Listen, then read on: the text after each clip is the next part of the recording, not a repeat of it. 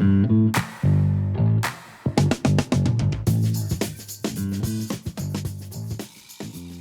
us now for 5 insightful minutes is the managing director at the A&M Consumer and Retail Group, Marco Valentini. Marco will be discussing with us the results of his company's most recent report on how retailers can successfully build and foster a strong own brand strategy. Marco, first question for you today. Why is it important for retailers to invest in private brands? Yes, we're seeing a strong growth of private brands in the market. Private brands continue to outgrow national brands, and they continue to be a differentiator for many retailers and their offer. The private brands today represent roughly 20% of food in the US, and this trend is continued. This penetration has continued to grow over the last 10 years, and is expected to achieve 24% by 2030. We are also seeing private brands continuing to outgrow national brands at roughly the rate of 400 basis points. That means that think about every year, roughly $1.5 billion are shifting from national brand to private brands. So there's a clear opportunity in terms of market share there to capture growth that ultimately is not accessible for many retailers. And Marco, I know why I love private brands, part of that reason being the value component of that, but why do you feel like customers really love those private brand options? Yeah, customers are often loving national brands, private brands, even more than their national brands equivalent. In many cases, the customers cannot distinguish whether a brand is owned by a retailer or it's a national brand. And you have many examples of brands that have highest level of advocacy and love from customers. Think about the Trader Joe's assortment, or Kirkland from Costco. These brands are highly recognized, and they not just provide value, but they also provide the highest level of differentiation and innovation for the customers.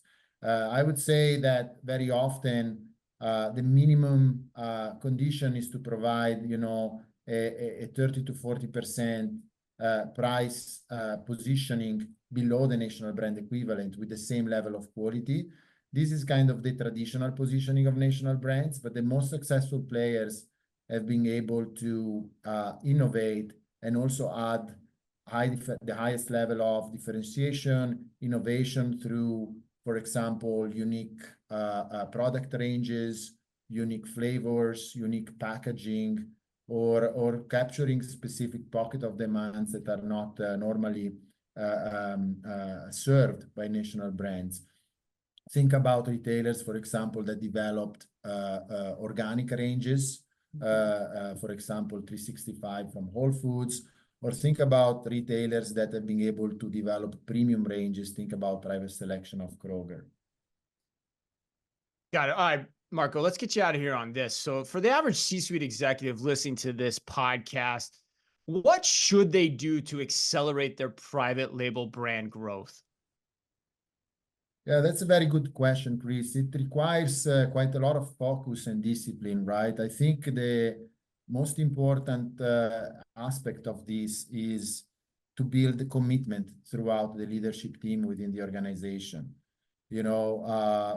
Firstly, at the chief merchant level, chief merchants have to treat private brands with the same level of attention to detail or even higher that they use for national brands. This is not just about setting up targets, but it's also being consistent and having a year-round commitment around, for example, product innovation, planograms, promotions, and so on and so forth.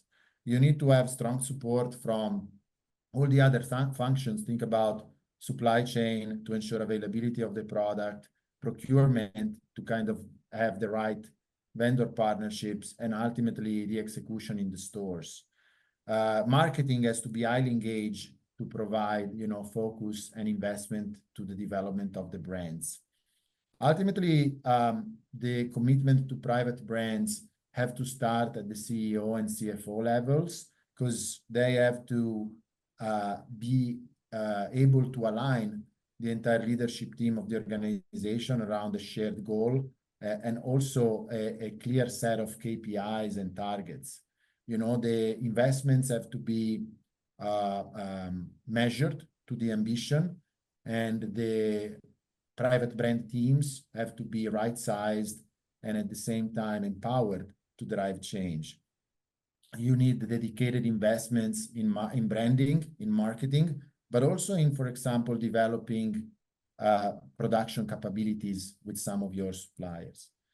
I mean, in essence, private brand development today is more an imperative than an option for many grocers.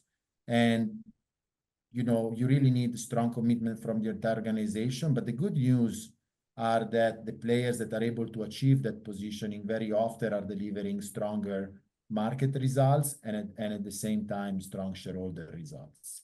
Thanks, Marco. Great. Thank you, Marco. And remember, if you're interested in reading the A&M Consumer and Retail Group's full report on how you can accelerate your private label brand journey, just check out our podcast description where you'll find the link, or you can also head to omnitalk.blog.